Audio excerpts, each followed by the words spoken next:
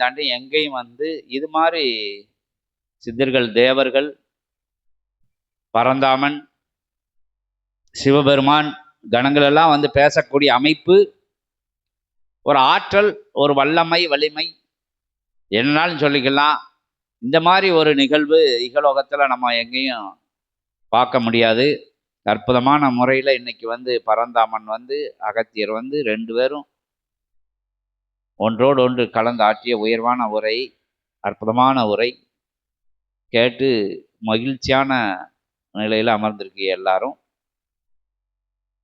இந்த அற்புதமான தினமான பரந்தாமனுக்கு நடந்தேறிய அதில் அத்தனை கணங்களும் கலந்திருந்தன.